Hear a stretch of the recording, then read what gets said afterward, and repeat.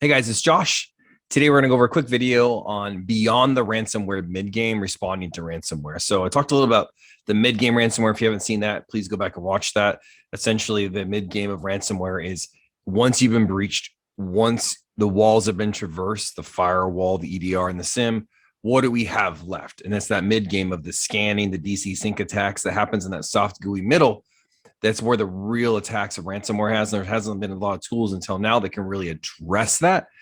And what I'm talking about now is you've detected it in the mid game. What do? How do you respond to ransomware? You use ExtraHop Reveal X. In the mid game, you've seen some staging, some bloodhound enumeration, some DC sync attacks, the telltale signs at the beginning of a ransomware attack. What do you do? So let's walk through that.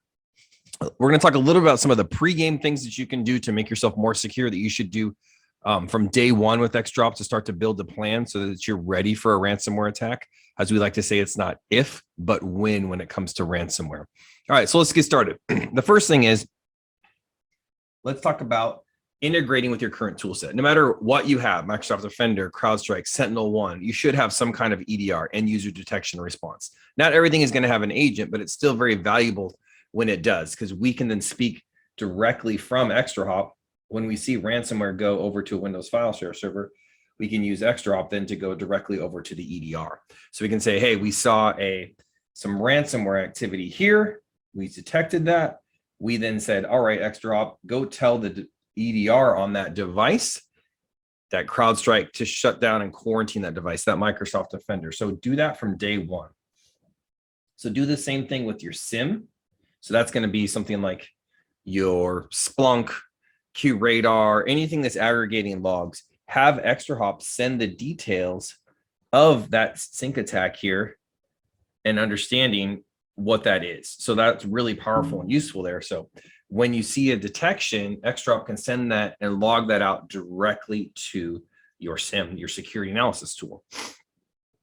Do the same thing with your firewall.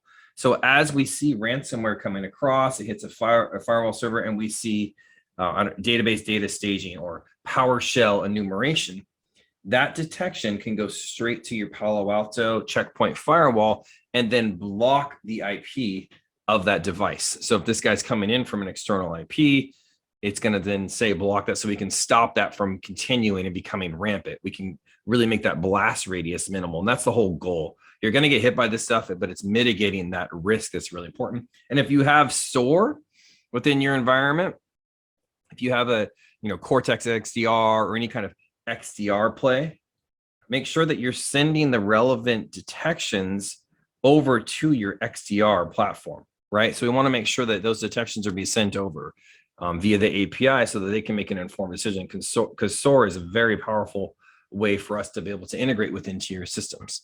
Okay, we also want to set up decryption. So decryption is very important for SMB transactions, Kerberos golden tickets attacks. We can go up to TLS 1.3 PFS suites.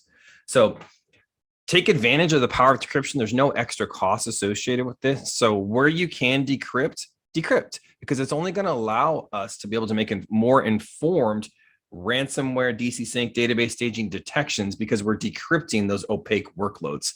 We're able to decrypt those, and then when a bad guy's running in the encrypted workloads, we're able to set that up with our decryption detection and see inside those and provide you these relevant detections. All right, so developing a detailed incident plan. So this is really important. So work within your security team, even if you're a small team. Work with your local security chapters, whatever it may be, your peers in the industry. There's plenty on the web as well.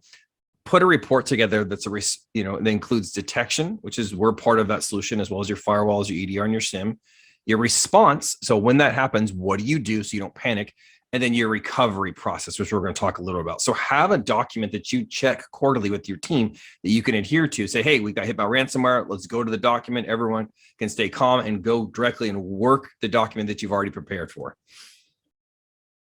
The next piece is keep the systems updated, backed up, and minimize access and inventory all critical assets. So what does this mean? Really, what we want to do is make sure things are patched. So making sure things are patched in your environment. You can use ExtraHop to inventory things like software, Windows 2003, 2008, 2012. We're really good at inventory and understanding. Maybe you got medical or manufacturing IoT devices. We can inventory that and see what it's doing, who it's talking to. And then make sure it's being backed up appropriately, all the configurations and any kind of images that you need to back up and information. And then let's make sure we're really inventorying those critical assets, and then minimize access to those. Use ExtraHop's activity maps and views to they say, hey, what's accessing our critical assets? Should it have access? Make sure it's an opt-in and not an everything approach. Really minimize the access to those crown jewels if you can, and use ExtraHop to validate what's speaking to those devices. Okay, so let's secure and isolate all RDP. So really remote desktop protocol, we want to make sure that we're limiting that. It's only coming from inside zones, or if we do use it from outside, we're really making sure that it's over a VPN and it's highly secure. RDP is a common vector point. So we really want to ensure that any kind of PowerShell activity or anything like that that's coming from outside the org is something that's on the up and up. So really watch detections for any unusual RDP, and then really lock down RDP to only where you need it.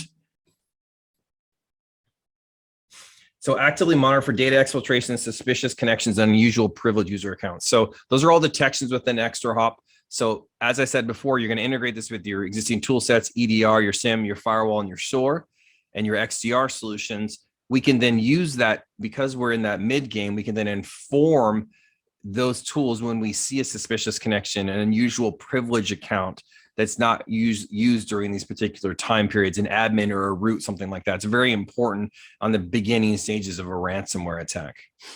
And now you've been hit. We've done our preparations. Now what do? Let's determine what systems were impacted by the ransomware hit. So this is very important. So one of the things that I use for this is our investigation piece. So you can start an investigation. I have a separate video on this that's going to show, all right, I'm going to bring the detections together and the devices, and I'm going to put an investigation to show all the devices that are potentially impacted with this. I'm going to inform in real time, all right, we've been hit by ransomware. What is it communicating with? I'm going to have the detections up. Maybe I'm going to do an activity map as well. So it allows me to see, all right, where is this communication? What's my blast radius? Who's affected by this?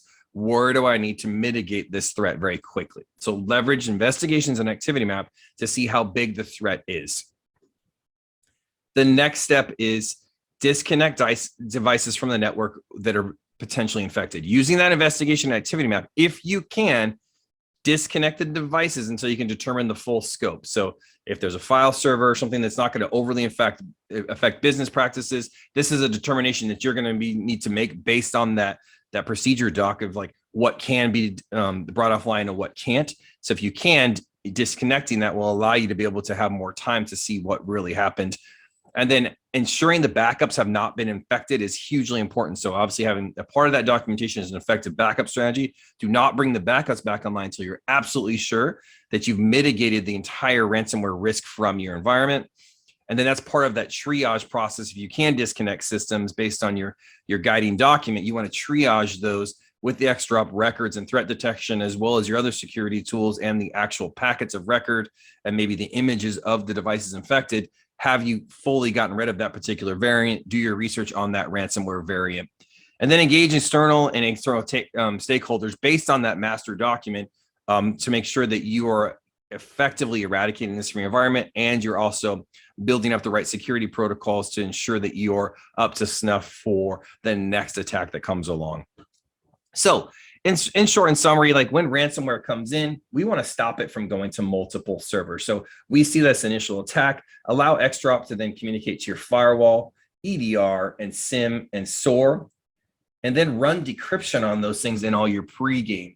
And then you want to keep all these systems updated, keep them patched, keep them ready to go. When you see a detection, don't just let it sit there, act on it. Make sure that's part of your orchestration process. Obviously, you don't want a bunch of false positives, but get your detection feed to where it's really healthy. And then you can ensure when that ransomware pops, it's going to then work within your system and that risk will be mitigated. Use activity maps to be able to see the attack surface, ensure your backups are not affected and they're ready to go when the time comes. So testing those, and then triage, understand the ransomware variant that you've been hit by. Hope this was helpful, gives you some things to think about. Thanks guys for tuning in.